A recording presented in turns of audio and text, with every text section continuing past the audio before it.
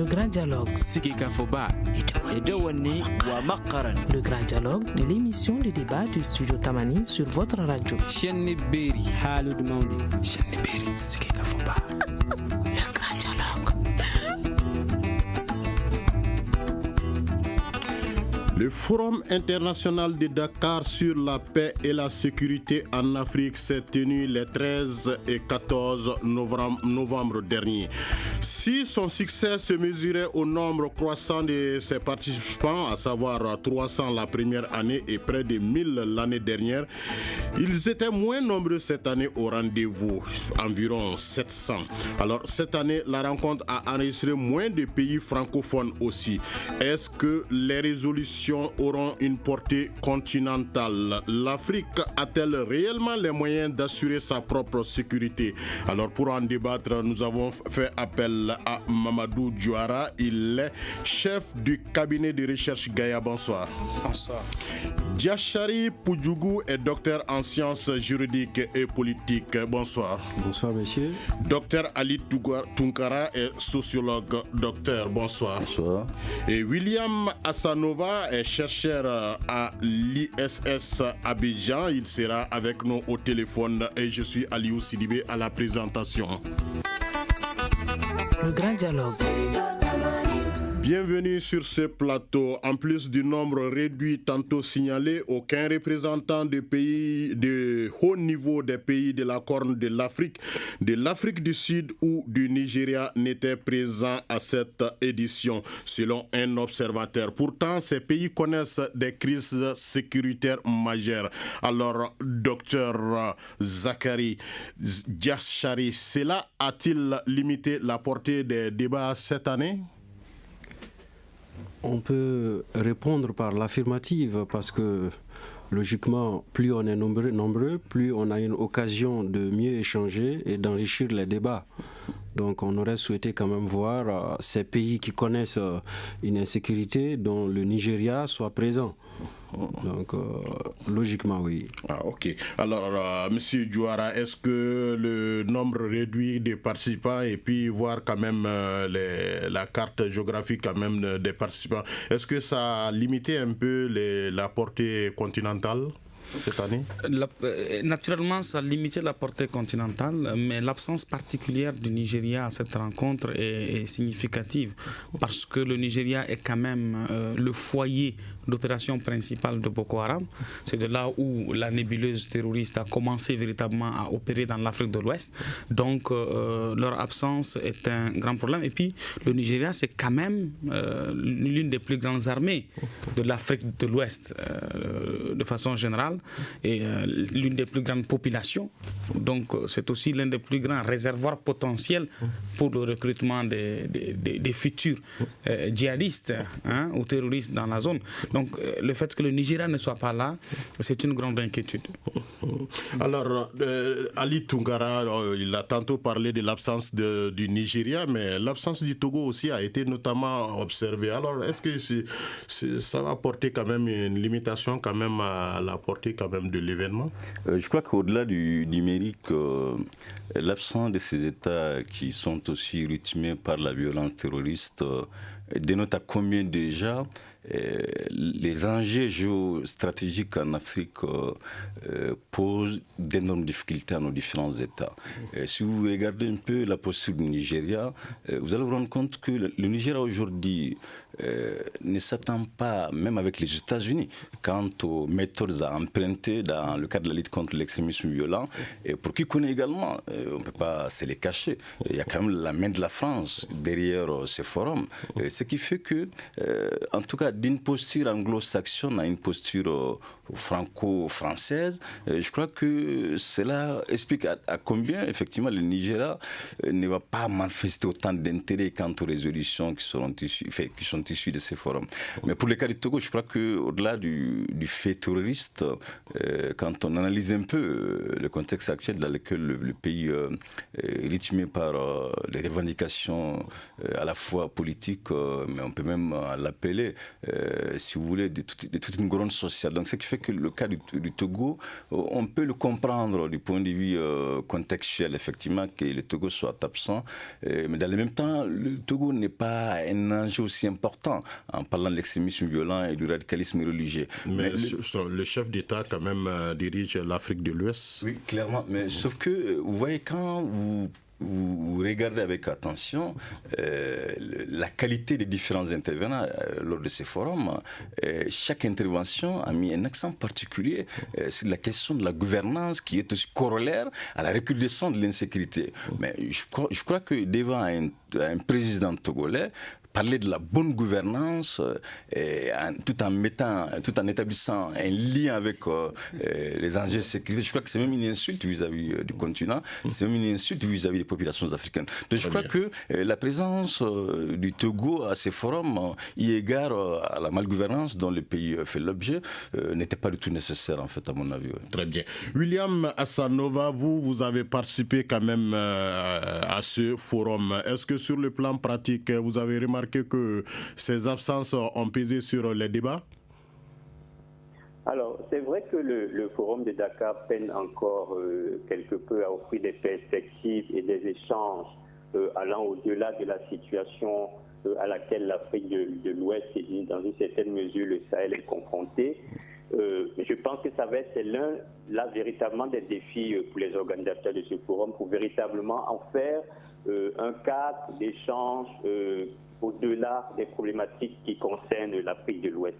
Mais je pense qu'il est quand même important aussi, en dehors de l'absence du président nigérian et d'autres présidents, vous savez, si tous les présidents se retrouvaient au forum de Dakar, on ne serait plus véritablement dans un forum et ce serait pratiquement difficile à gérer. On serait là véritablement dans un sommet de l'Union africaine. Je pense aussi qu'il faut voir au-delà de ces questions. Il me semble que la participation des chefs d'État qui ont été là ont quand même permis de mettre l'accent sur un certain nombre de problématiques et de défis auxquels l'Afrique est confrontée dans les réponses à apporter aux problématiques de sécurité. Et je pense que de ce point de vue, l'absence du président nigérian en personne ou l'absence même du président togolais n'ont pas véritablement enlevé la saveur qu'on pourrait retirer des discussions et des échanges qu'il y a eu tout au long de ce forum-là. Non seulement dans le cadre des échanges entre les chefs d'État, mais aussi dans le cadre des travaux en plénière et dans le cadre des différents ateliers qu'il y a eu. Et peut-être aussi, au-delà de l'absence du président nigérian, je pense qu'il y avait des participants, on a parlé de participants d'une quarantaine de pays d'Afrique et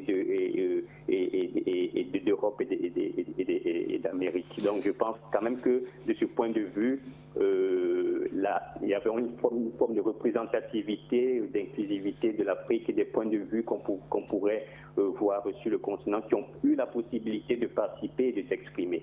D'accord. Nous allons suivre ce micro-trottoir à travers la ville de Bamako. Oui, c'est une bonne idée parce que déjà ça prône l'indépendance, ça montre l'indépendance des Africains, tant souhaité depuis le temps du colonialisme et vraiment c'est une bonne chose. Si déjà les volontés sont là, donc je pense qu'on peut le faire. Est-ce que les États africains ont les moyens? C'est ça le problème. Mais il faudra que les États africains s'unissent d'abord. S'ils sont unis, ils peuvent voter un budget. Chaque pays va payer ça. Je pense que c'est une très bonne idée puisque déjà avec l'engagement et la détermination, c'est un grand pas déjà. Donc en plus de cela, nous avons les ressources humaines potentielles pour pouvoir le faire. Ça dépend toujours de la qualité de leadership de nos différents leaders. Bon, selon moi, c'est impossible parce que nos États n'ont pas les moyens de financer. Voilà. Quand même, je pense que c'est impossible. Qu'ils demandent l'aide des extérieurs, c'est mieux quoi. Et pourquoi tu penses que c'est l'extérieur qui peut garantir la sécurité en Afrique? Parce qu'on n'a pas les moyens ici pour financer. Les moyens là, c'est quelque chose qu'on crée. Les Blancs qui font leur sécurité et qui viennent nous aider ici, ils ont créé un moyen. Il nous faut créer des moyens pour faire notre sécurité.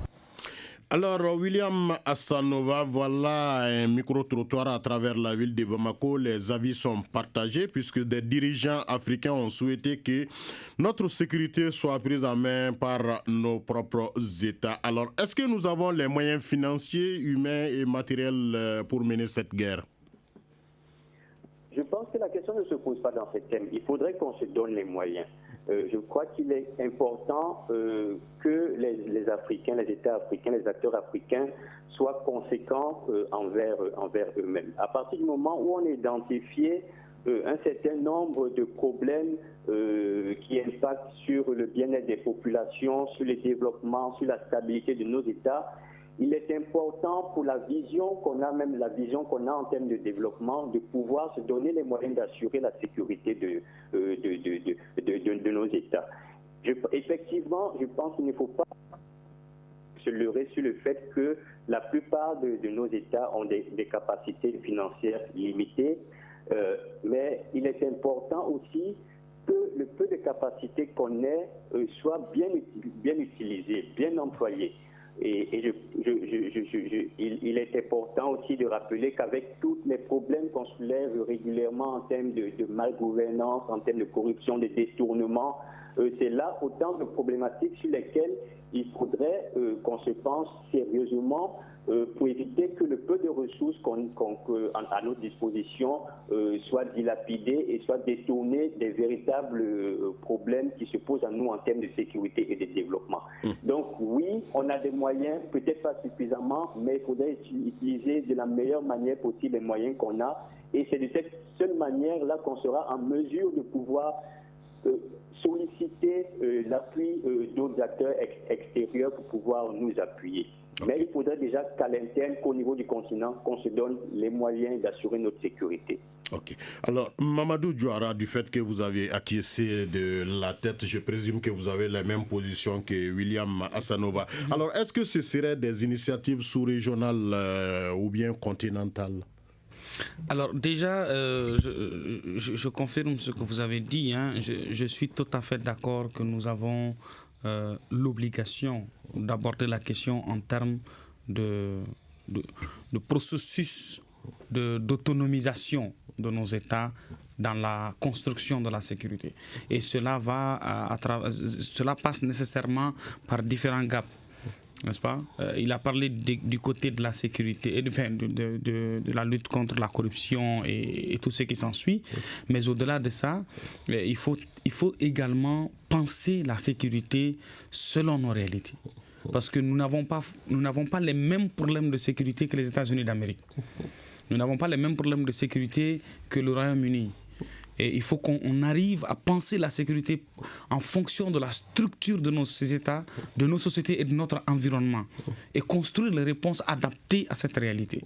Et ça, c'est très important parce que quel que soit le dispositif sécuritaire qu'on mettra en place, tant qu'il n'est pas porté par les ressources internes, eh bien, c'est une sécurité de façade.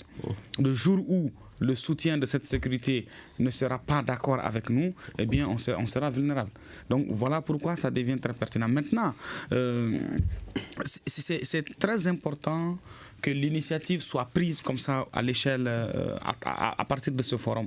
Mais pour qu'on arrive à une sécurité de l'Afrique, construite de façon solide, je pense qu'on peut passer par des constructions sous-régionales. Ces constructions sous-régionales s'appuient sur des réalités locales et ensuite, maintenant, on pourra sur la base de ça construire un dispositif national.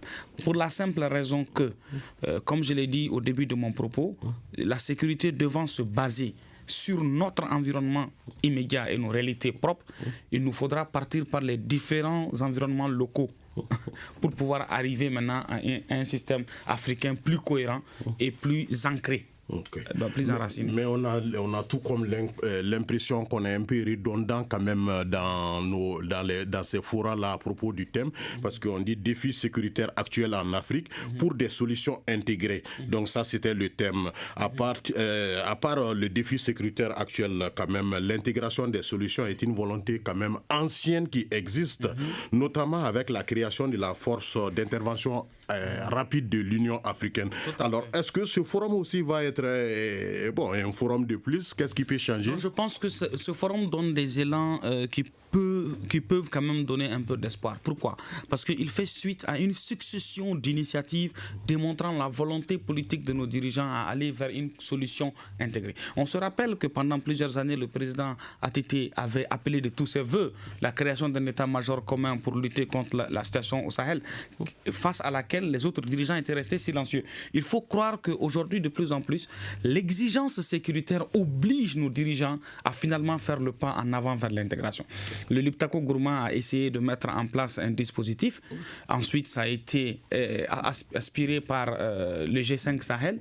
Aujourd'hui, la CEDEAO met en place dans tous les pays les centres d'alerte, n'est-ce pas, avec une dynamique. Et on sent de plus en plus des pays comme le Maroc, comme la Mauritanie, qui essayent d'intégrer la CEDEAO. Je pense qu'il y a une dynamique véritable qui démontre la volonté politique nouvelle de nos dirigeants d'aller concrètement vers une intégration. Maintenant, jusqu'où ça va aller, c'est ce que je ne sais pas, parce qu'il y a aussi beaucoup d'autres obstacles sur cette route dont la levée n'est pas tout à fait évidente.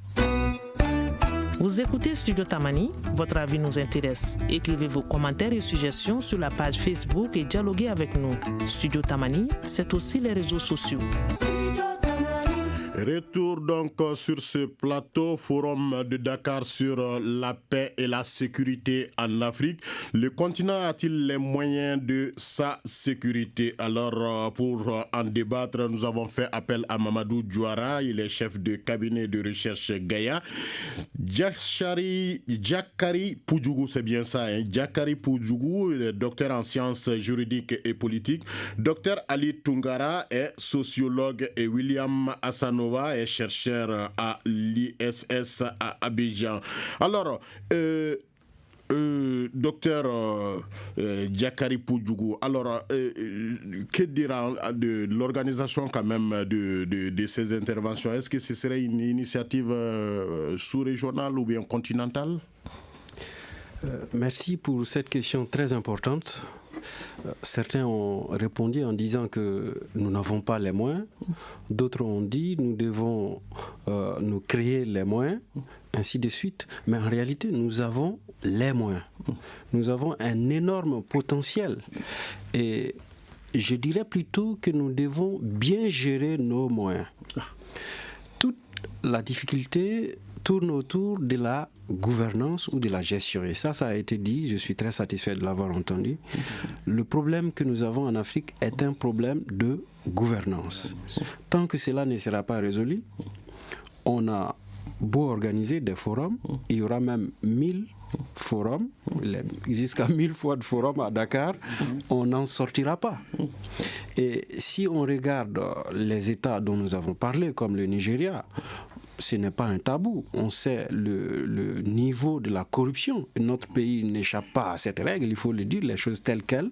Même la crise que nous sommes en train de vivre a aussi une part liée à la gouvernance. Et même le terrorisme a une grande part dans la malgouvernance, parce que les jeunes qui sont désespérés se font facilement recruter, vont même légitimer les actions terroristes. Et ça crée aussi une frustration. Donc la malgouvernance est réellement à l'origine de tant de problèmes que nous avons. Nous avons les moyens, mais est-ce que nous les utilisons? Nous ne les utilisons pas. Nous les utilisons plutôt à d'autres finalités ou pour d'autres choses, pour autre chose. Pour rester plus longtemps au pouvoir, c'est clair, c'est ce que nous voyons. Si nous regardons les expériences de l'Union africaine, on se rappelle bien que notre ancien président, Alpha Omar, était président de la commission de l'Union africaine. En 2008, je me rappelle encore de ses propos, il a crié au scandale. Il a dit c'est scandaleux.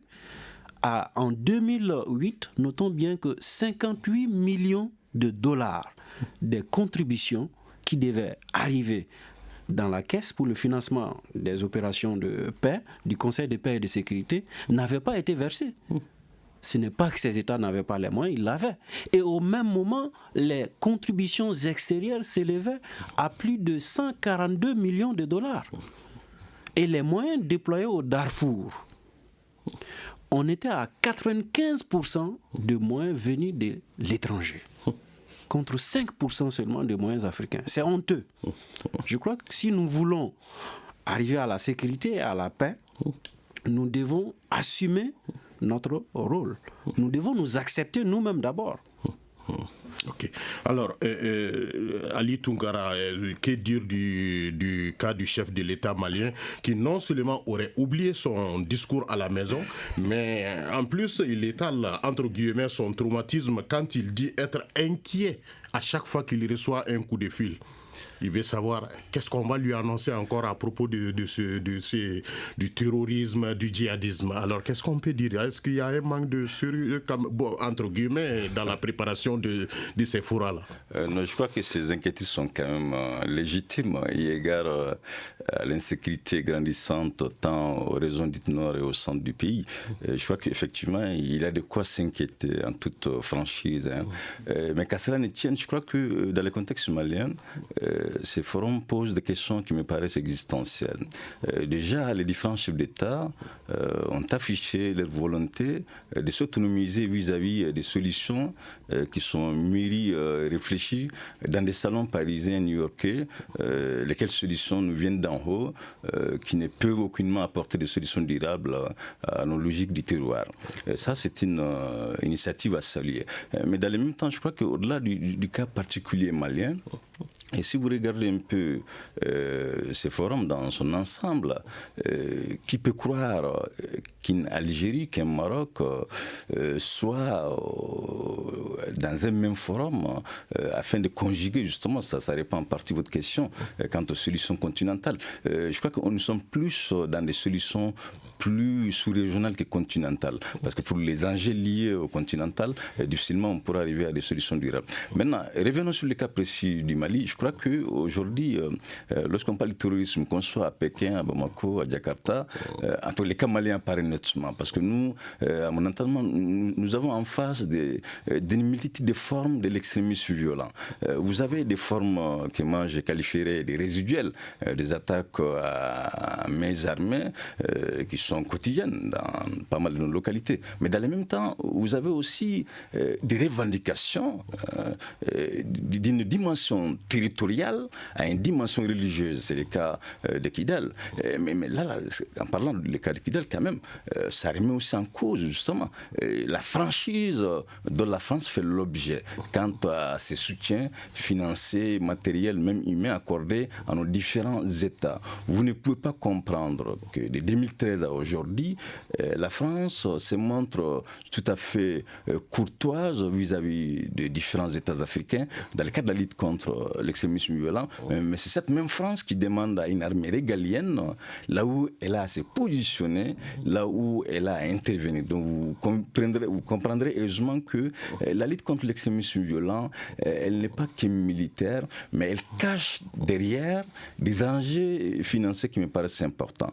Maintenant, pour le contexte malien, en parlant du président de la République, effectivement, je crois qu'il est aux abois. Aujourd'hui, du début de ce quinquennat aujourd'hui, si nous établissons les bilans, justement, de ce qui a été fait sur le plan sécuritaire, le bilan il est vraiment catastrophique parce que de 2013 à aujourd'hui, si l'on parle d'accalmie, dans les régions nord et au centre du Mali, c'est pour prendre les Maliens des idiots en fait. Je crois que sur le plan sécuritaire, des efforts restent à consentir, mais surtout, au lieu de s'attaquer justement à l'existant, il serait extrêmement important de s'interroger sur les régions existentielles qui ont conduit justement à cette recrudescence de la rébellion et à cette montée en puissance de l'extrémisme violent.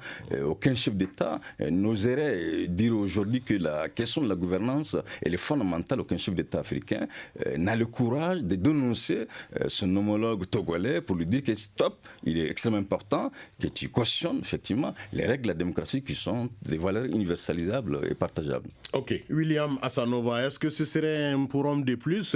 Qu'est-ce qui peut changer? Vous avez suivi quand même les résolutions du forum de Dakar. Il est important de préciser, comme son nom l'indique, qu'il s'agit d'un forum. Ce n'est pas un sommet, c'est pas un cas de prise de décision. Il n'y a aucune décision qui a été prise. Il y a une série de recommandations et d'idées qui ont été avancées. Et donc c'est important de le rappeler pour vraiment avoir à l'idée la portée et la valeur d'un cadre de cette nature. Et effectivement, à côté du forum de Dakar, on a un forum aussi à Casablanca sur la sécurité aussi. Il y a un forum aussi de Marrakech. Il y a un forum aussi à Tanas sur les questions de sécurité. Je suis d'avis avec ceux qui pensent qu'il y en a beaucoup déjà et on est assez maître dans l'art de la parlotte et dans l'expression de vœux pieux très souvent, de volonté, et qu'il faudrait aller au-delà de ces idées, de ces vœux, de ces volontés exprimées. Et je pense que malgré les quelques efforts quand même qui sont fournis par un certain nombre de pays, notamment pour opérer un rattrapage de l'outil sécuritaire, un rééquipement, notamment au Niger, ça s'est vu au Niger, je crois que dans une certaine mesure au Mali, à travers des lois de programmation, en Côte d'Ivoire aussi, il y en a eu. Donc il y a un effort qui est en train d'être pris. Mais je pense qu'on en a encore, on est encore très loin d'être à la hauteur des défis sécuritaires auxquels on est confronté. Et là, je parle en termes de moyens matériels, je parle en termes aussi de connaissances et de capacités de nos armées à pouvoir faire face à cette multitude de défis et des défis qui deviennent de plus en plus asymétriques. Donc, pour résumer, oui, c'est un forum. Oui, on a suffisamment parlé et oui, il faut aller vers beaucoup plus d'action et de prise de décision. Et malheureusement, on en est encore un peu loin. Une réaction, un avis, un commentaire. Réagissez sur la page Facebook de Studio Tamani et restez connectés avec nous. Studio Tamani sur les réseaux sociaux pour vous faire entendre. Retour donc sur ce plateau pour parler du forum sur la paix et la sécurité en Afrique avec nos invités. Mamadou Diouara, chef du cabinet de recherche Gaïa, Diakari Poudjougou, docteur en sciences juridiques et politiques, docteur Ali Tunkara, sociologue, et William Assanova est chercheur à l'ISS Dakar, à l'ISS à Abidjan. Donc, nous allons suivre ce papier de la rédaction du studio Tamani. Selon le président sénégalais, le mandat de la MINUSMA n'est pas adéquat face à la menace terroriste. Macky Sall a rappelé la nécessité de traiter le terrorisme et ses causes partout avec la même détermination, estimant que tant qu'il reste une zone de vulnérabilité, les pays de la région continueront tous d'être exposés à la menace. Et le président sénégalais d'ajouter, il ne faut pas faire la fine bouche. On ne peut pas avec des fleurs accueillir ou régler les problèmes au Sahel. Le Sénégal est l'un des principaux contributeurs en nombre dans les opérations de maintien de la paix menées par l'ONU. Le pays a d'ailleurs annoncé le renforcement de son contingent au sein de la MINUSMA. Aux Nations Unies, on assure déjà travailler à l'évolution de la MINUSMA sur le terrain. Selon Jean-Pierre Lacroix, secrétaire général adjoint en charge des opérations de maintien de la paix à l'ONU, il y a un défi opérationnel qui est de faire en sorte que les forces onusiennes soient moins vulnérables à ces attaques. Il estime que cela passe par un renforcement des moyens, l'ajout de certaines capacités que la MINUSMA n'a pas encore. Docteur Poudjougou, alors on ne va pas faire la fine bouche, mais est-ce que les problèmes internes ne risquent pas de saboter l'intégration des forces tant souhaitées quand on voit l'exemple de l'Algérie qui refuse d'intégrer le G5 Sahel? Bien, l'Algérie est en train de nous donner une leçon parce que malgré tout ce qu'on peut dire sur l'Algérie, elle arrive quand même à sécuriser son territoire. Et lorsqu'il y a eu la prise de l'usine de gaz, on l'a vu, l'Algérie n'a pas eu besoin d'aide extérieure ou d'intervention extérieure. Elle s'est défendue toute seule. Est-ce que nous sommes capables de faire pareil? Il est facile de critiquer la MINUSMA ou de dire ceci, mais qu'est-ce que nous avons créé? Nous pouvons aller en dehors de la MINUSMA. Il y a la charte de l'Union africaine, mais aussi le protocole créant le Conseil de paix et de sécurité qui nous permettent de mener des opérations de paix, voire des opérations d'imposition de la paix. Pourquoi faut-il toujours attendre quelque chose des Nations Unies lorsque nous avons des possibilités? Mais est-ce que ce sera facile, vu que l'Afrique quand même n'a pas de représentant permanent au Conseil de sécurité? Est-ce que ça va être facile de mobiliser des forces quand même dans ce sens-là? je suis en train de dire que le droit international a évolué. Autrefois, les forces d'imposition ou les missions d'imposition de la paix étaient décidées uniquement par les Nations Unies. Mais désormais, on sait que la charte de l'Union africaine permet aussi une telle mission d'imposition de la paix. Pourquoi ne pas se passer carrément si nous n'avons pas le droit de veto au Conseil de sécurité? Ce n'est pas un problème. Nous avons notre droit africain qui nous permet de mener des opérations d'imposition de la paix. Nous l'avons fait aux îles Comores et on peut le faire ailleurs. Donc le droit de l'Union d'intervenir sur le territoire des États membres pour des questions de paix et de sécurité. Et ça, c'est quelque chose que nous devons exploiter.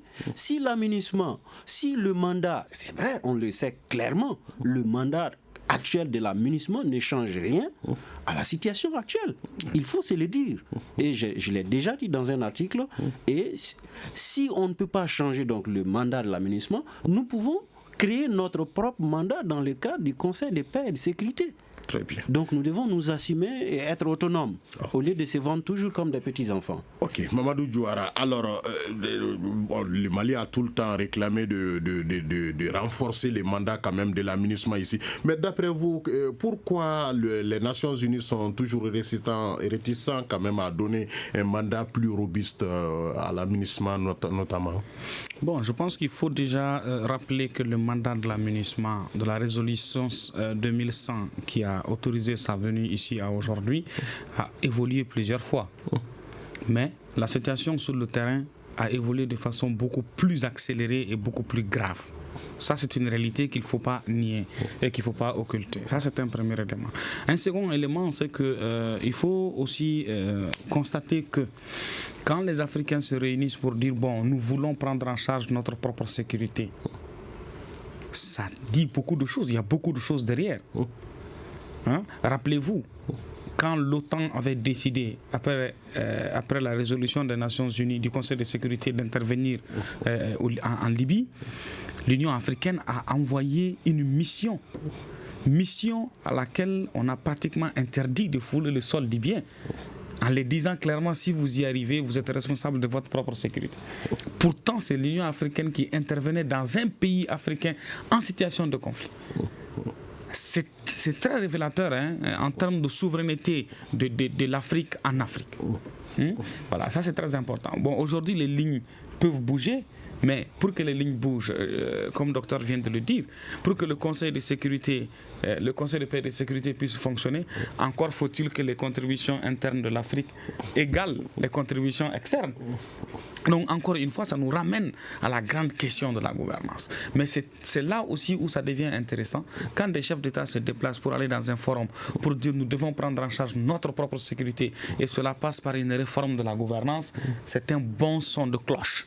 Après, qu'est-ce qui va se passer derrière? C'est là où toute la question d'interrogation se pose. Et je pense que le Mali n'a pas besoin que l'aménagement renforce son mandat. Non. L'aménagement ne résolvera pas le problème de la sécurité au Mali. C'est l'armée malienne qui va assurer la sécurité. C'est l'Afrique qui va pouvoir assurer la sécurité. Au lieu de demander de renforcer le mandat de l'aménagement, il faut renforcer la mission du G5 Sahel et renforcer le système de défense au Mali, de défense et de sécurité au Mali. L'aménagement sera là pour faire un accompagnement en termes de logistique, en termes d'appui technique, et de l'autre côté, sur la question de la sécurité humaine, comme c'est une mission multidimensionnelle, continuer ces autres missions. Je pense que ça, c'est plus intéressant que de renforcer le mandat de l'aménagement, parce qu'ils sont là pour un temps, ils sont censés repartir un jour, et le jour où ils repartiront, il faudrait bien que nous soyons suffisamment aptes à continuer à assurer notre propre sécurité. Ok. Alors, docteur Toungara, nous avons appris que le Sénégal décide quand même de renforcer son contingent. Alors, que faut-il comprendre par cette volonté sénégalaise de renforcer son contingent? Est-ce une façon de s'introduire quand même, de séduire pour pouvoir intégrer le G5 Sahel?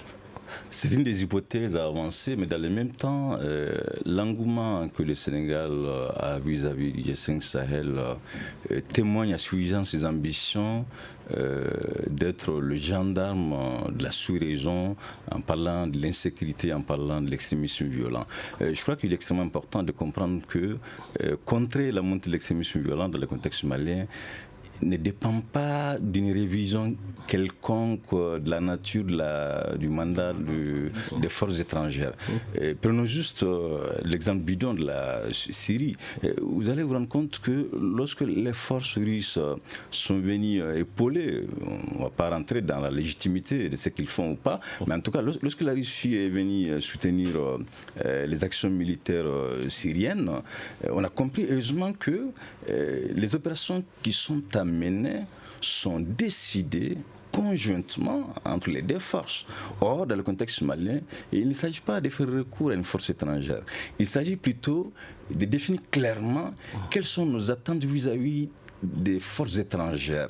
C'est ce jeu qui n'a pas été fait par le Mali. Et toutes ces forces qui sont sur le territoire au Mali, vous allez vous rendre compte qu'elles interviennent tout en mettant le Mali à la touche. Vous ne pouvez pas venir aider un pays souverain et ne pas justement l'impliquer. Ce n'est même pas, c'est au pays souverain d'ailleurs, de vous impliquer à comment mener vos missions. Mais si vous prenez les forces Barkhane, celles de l'Union africaine, vous allez même celles de la MINUSMA, vous allez vous rendre compte que ce sont des différentes forces qui se sont même substituées à l'État souverain malien. Je crois que c'est d'où toute la problématique à comment définir clairement les attentes que nous, Maliens, avons vis-à-vis de ces forces. Et non à ces forces de nous dire à comment opérer sur le terrain. Je disais tantôt, l'attitude de la France vis-à-vis de nos forces de sécurité et de la défense est une illustration parfaite d'une mise à la touche d'un État souverain qui se trouve aux abois. Donc, que le Sénégal nous apporte un soutien de plus, l'idée est à saluer. Mais dans le même temps, il y a des enjeux derrière. Le Sénégal, certes, aujourd'hui, n'est pas du tout ébranlé par les attaques terroristes, mais n'oublions pas que les différentes confréries qui rythment le quotidien sénégalais font qu'aujourd'hui, le Sénégal n'est pas à l'abri d'une montée de l'extrémisme avec le référent religieux. Mais je crois qu'il est extrêmement important qu'au Mali, qu'on se dise qu'attention, certes, nous étions à un moment donné de l'histoire dans des difficultés, lesquelles difficultés nécessitaient le recours à l'étranger, mais il fallait quand même, pendant ces recours, définir clairement nos attentes vis-à-vis de l'étranger. Mais je crois que jusqu'ici, l'élite politique malienne, elle a du mal à définir clairement ses attentes. William Assanova, alors l'exemple du G5 Sahel quand même est salué à propos de la prise en compte de la sécurité des Africains par des Africains. Alors, le Sénégal qui veut intégrer, l'Algérie qui ne veut pas intégrer, alors qu'est-ce que nous perdons, qu'est-ce que nous gagnons dans l'un et l'autre cas?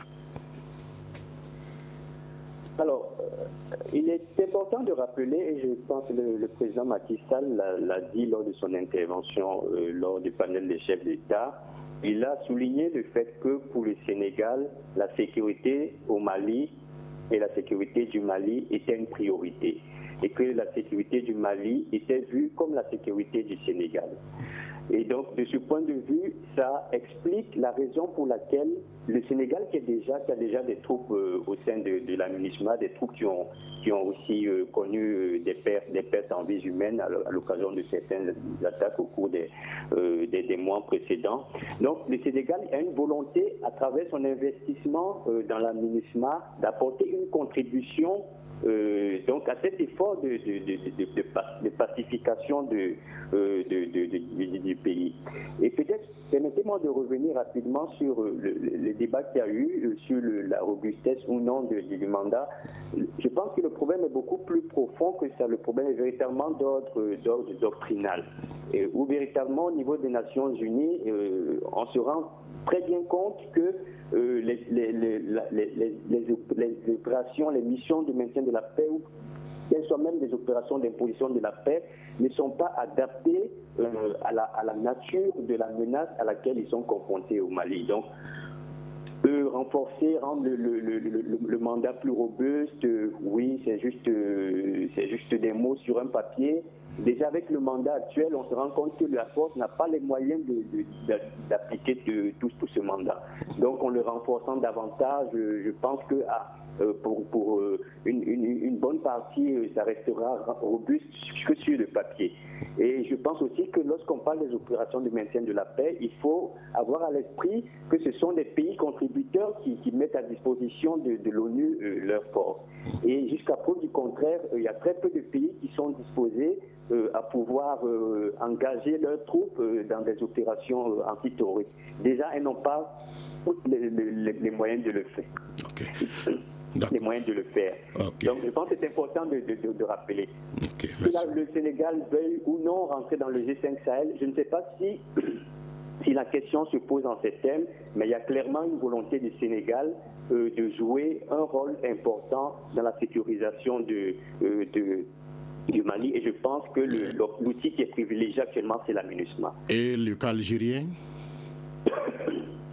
Alors, l'Algérie, la position de l'Algérie est toujours très compliquée à déterminer. Je pense que l'Algérie n'a pas véritablement de volonté d'intégrer le G5 Sahel.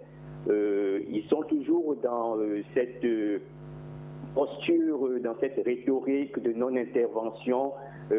Coopération, oui, mais intervention à l'extérieur de nos pays, de notre pays, non.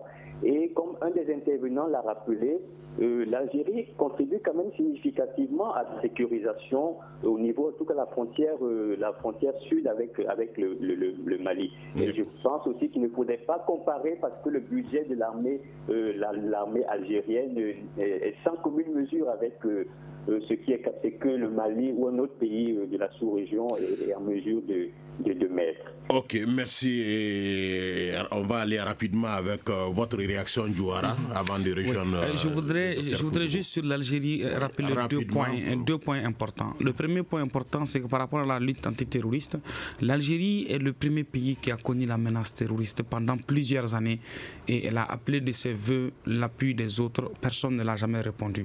Elle a donc été obligée de construire sa propre réponse au terrorisme, et donc elle s'en tient à ça pour le moment. Ça, c'est un premier élément.